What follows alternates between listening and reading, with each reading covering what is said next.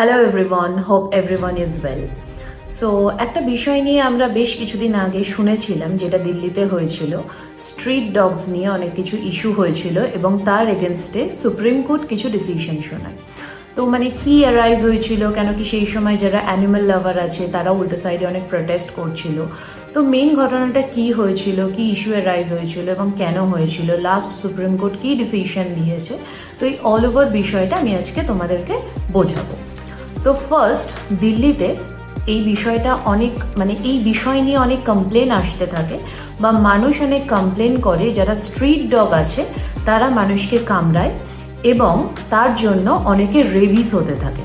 ঠিক আছে, তো এই সিনারিও দিন বা দিন ইনক্রিজ করতে থাকে। তো সেই কারণে অনেক কমপ্লেন আসতে থাকে, মানুষ কমপ্লেন করে তাদের ভয় নিয়ে, তাদের সেফটির জন্য, এবং এটার জন্য চিলড্রেন, সিনিয়র সিটিজেন অ্যান্ড পেডেস্ট্রিয়ানরা এফেক্টেড হতে থাকে।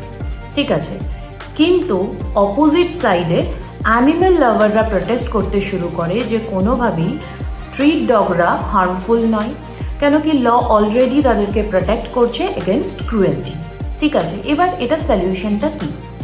ফার্স্ট হচ্ছে, যেটা সুপ্রিম কোর্ট বলে public safety is important, also animal welfare is also important.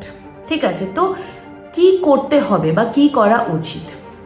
তো first, dogs should be caught, sterilized and vaccinated. এই জিনিসগুলো হয়ে যাওয়ার পরে তাদেরকে তাদের এরিয়াতে ছেড়ে দিতে হবে।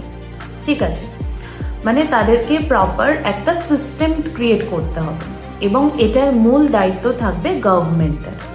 এটা কিন্তু কোনো রকম ভাবে ভায়োলেশন না যে স্ট্রিট ডগস যারা রয়েছে তাদেরকে ইলিগালি তুলে নেওয়া হলো বা তাদেরকে মেরে ফেলা হলো বা তাদেরকে বিষ খাইয়ে দেওয়া হলো, যে মানুষকে যেহেতু মেরে ফেলছে বা কোনো রকম রোগ হচ্ছে, এরকম কিন্তু কোনো সিনারিও নয়। ঠিক আছে, তো সেই জন্য সুপ্রিম কোর্ট প্রপারলি বলেছে তাদেরকে স্টেরিলাইজ করতে হবে, ভ্যাকসিনেশন দিতে হবে এবং সব কিছু প্রসেস হয়ে যাওয়ার পরে তাদেরকে কিন্তু নিজের জায়গাতে ছেড়ে দিতে হবে। এবং এর মধ্যে যদি কিছু ডেঞ্জারাস কুকুর থাকে, ধরো কাউকে কামড়ে দিচ্ছে বা তাদের অবস্থা ঠিক নয়, তাদের জন্য কিন্তু আলাদা করে শেল্টার তৈরি করতে হবে এবং তাদের ঠিকঠাকভাবে খেয়াল রাখতে হবে। এইবার আসি ফিডিং সিনারিওতে, তুমি স্ট্রিট ডগসদের আমরা জানি অনেকেই খাওয়ায়। তো গভর্নমেন্ট এটা বলছে বা সুপ্রিম কোর্টও এটা বলছে যে র্যান্ডাম যে কোনো জায়গাতে যাতে আমরা না খাওয়াই, যে কোনো স্কুলের সামনে, হসপিটালের সামনে বা র্যান্ডাম একটা পাবলিক প্লেসে তুমি অবশ্যই স্ট্রিট ডগসদের খাওয়াও, কিন্তু একটা ডিজিগনেটেড প্লেসে, কারণ public safety is also important. তো একটা যদি প্রপার জায়গাতে আমরা সেটাকে খেতে দিই, সেটা অনেক বেশি বেটার হয়। তো এটা মাথায় রাখতে হবে, এই যে পুরো সিস্টেমটা যে তৈরি করার কথা হচ্ছে বা করা হয়েছে, এটা কিন্তু just for control, not cruelty. ঠিক আছে, তাহলে এই পুরো ধরো একটা আমি এক্সাম্পল দিচ্ছি যে কারোর এরিয়াতে কাউকে কুকুরে কামড়েছে। ঠিক আছে, সেই সময় কি করা উচিত?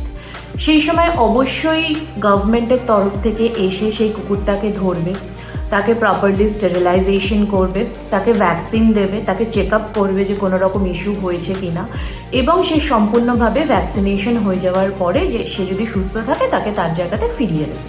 আর তার যদি কোনো সিরিয়াস কন্ডিশন হয় বা কোনো রকমভাবে আরও ডেঞ্জারাস কোনো ইস্যু হয়, তাকে কিন্তু একটা প্রপার শেল্টার, যেটা আমি অলরেডি বললাম, সেখানে রেখে কিন্তু তার দেখভাল করতে হবে এবং তাকে ভালোভাবে রাখতে হবে। তো এই পুরো সিনারিওটার কনক্লুশন কি? সুপ্রিম কোর্ট যেটা বলছে public safety is important, also তার কাছে kindness of animal is important. ঠিক আছে, তো একটা পুরো scientific management is required for that. এটার জন্য কিন্তু কোনো রকম ভায়োলেন্স ক্রিয়েট করাটা উচিত নয়।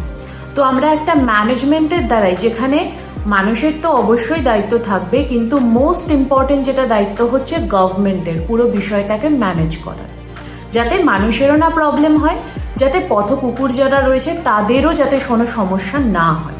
তো এই বিষয়টাই এরাইজ হয়েছিল এবং এইটা পুরো ব্যাপারটা আমি তোমাদের সামনে এক্সপ্লেন করলাম। তো তোমাদের যদি এই নিয়ে কোনো রকম কিছু বলার থাকে, তোমরা অবশ্যই সেটা কমেন্ট সেকশনে আমাকে জানাতে পারো, বা তোমরা যদি আর কোনো ভিডিও চাও যেটা তোমাদের মনে হচ্ছে যে আমার সেই টপিকটা নিয়ে ভিডিও বানানো উচিত, আমাকে অবশ্যই সেটা সাজেস্ট করো এবং কমেন্ট সেকশনে জানিও। তো আশা করি আজকের ভিডিওটা তোমাদের কাছে ইনফরমেটিভ থাকবে এবং ভালো লেগেছে। তো অপেক্ষা করো পরের ভিডিওর জন্য। Thank you.